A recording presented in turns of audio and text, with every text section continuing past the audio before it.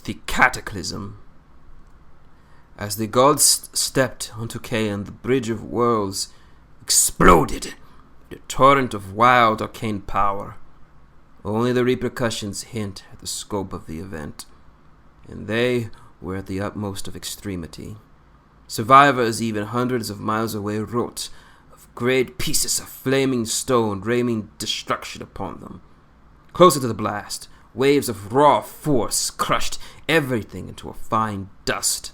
A searing wall of heat intensely consumed everyone near the explosion. Perhaps a blessing in some respects. The explosive force was so great Imoren itself was shuddered.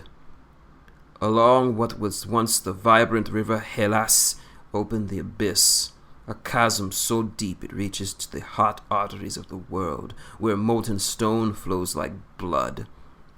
Nisil, a great and glorious capital, was obliterated. Where it once stood, nothing remains except a great gaping hole in the world. Surviving records describe unnatural blue-white fires in the wake of this explosion that burned indefinitely without fuel and could never be extinguished.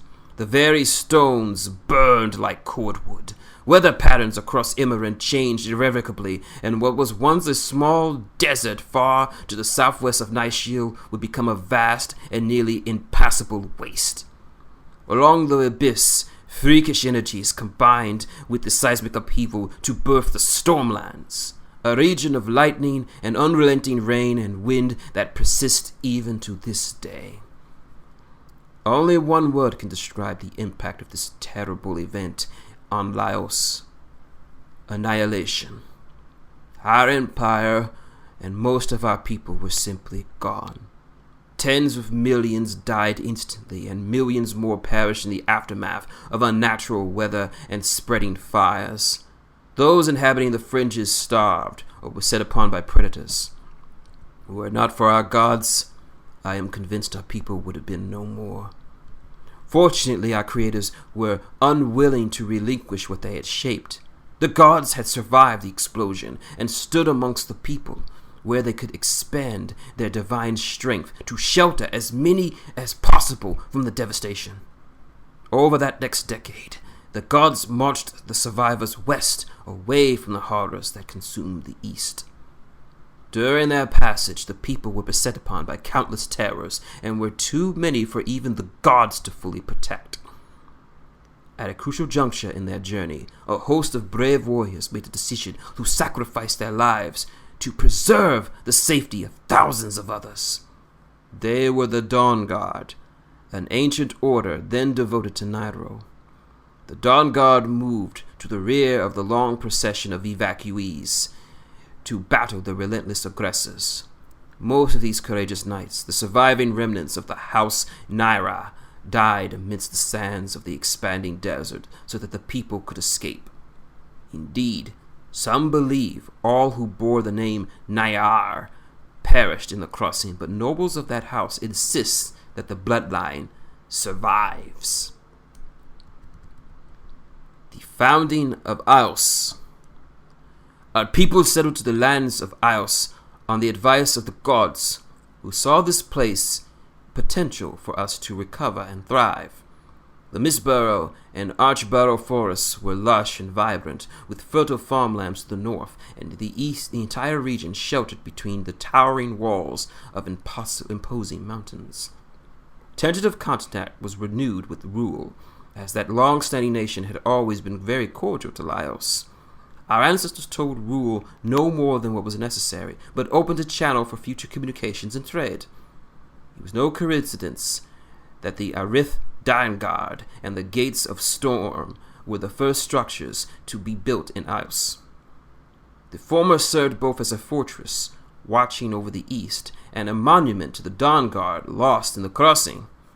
Many liegemen of the houses torn apart by the Cataclysm joined the Dawn Guard, swore themselves oath-bearers as they defended their bodies. They offered their bodies to stand in for those who had fallen.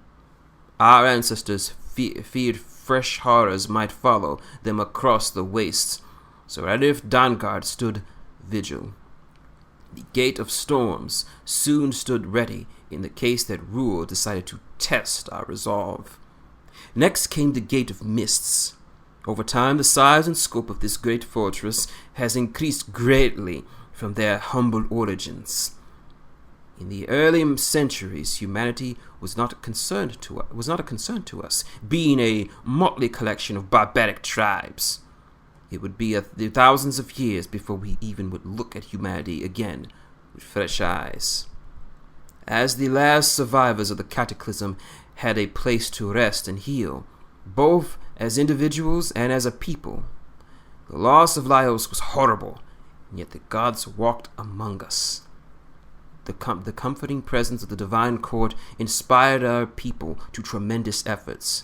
They dreamed that in time Ios would stand even mightier than Laios had. With the gods present, anything was possible. A long period of construction followed the initial settlement. Each surviving citizen contributed. Our ancestors worked quarries and mines, and then laid the foundations of new cities and roads, fortifications and farms, and all such necessary elements needed for a civilization. The old arts were put to use as much as possible, but much knowledge had already been lost. Sadly, we would never know the scope of that gap. The 8 original cities of Ios were each dedicated to one member of the divine court, and at the heart of each city they constructed a great temple to serve as the god's dwelling place. These fanes were the home of the true gods, not mere houses of worship. Our ancestors knew they must create halls and chambers fit for them. They were aware that even their best efforts would seem crude, and barren in comparison to the sublime platus of the Veld crafted by Nisor's hands. Given this, it was no wonder that such tremendous construction projects were undertaken even in those desperate early years. Monuments of towering stone they erected, and blessed with sacred runes. The gods had crossed the bridge of worlds to be with us, and the fanes were one small way of offering thanks for their protection. It is beyond tragic that most of those original cities no longer stand.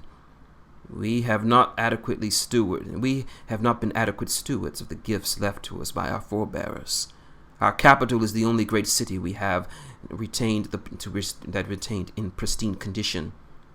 Syra is a city promised eternally to the devotion of Nasir Lakria of Lysar, creator of our people.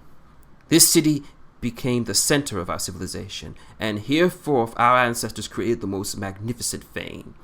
It would rise above a maze of tunnels and chambers that would later serve as the center of Iosan government and provide a meeting place for all the priesthood and the very gods themselves.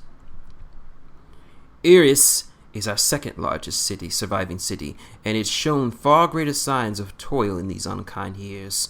Those dwelling there have done what they could to maintain it, as this was the former home of Skyra, then the Nicaesura of Spring.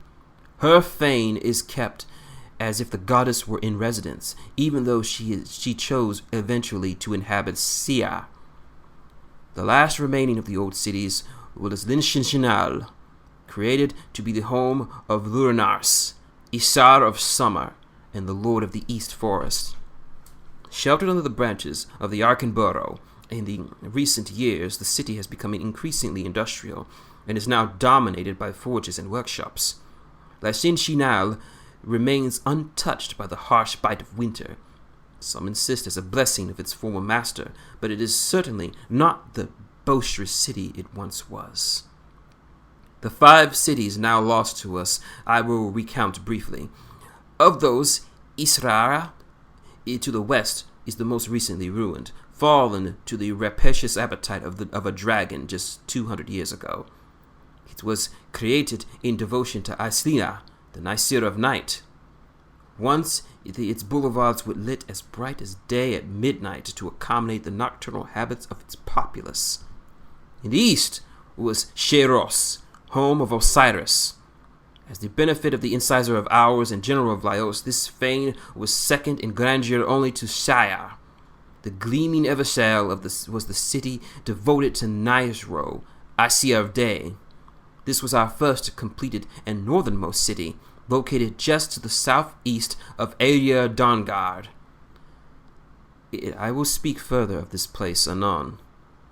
South of the gates of storms is Shalvas, also known as the City of Wind, devoted to Lailis, Nice Isir of Autumn. Lastly, the almost mythical city of Dracel. Its existence was nearly expunged from the written record over 1,000 years ago. But this small city was once devoted to Nisor, Skyer of Winter. Perhaps we will soon have the power to begin its restoration. Considerable estimates was attached to the major surviving noble houses of the empire.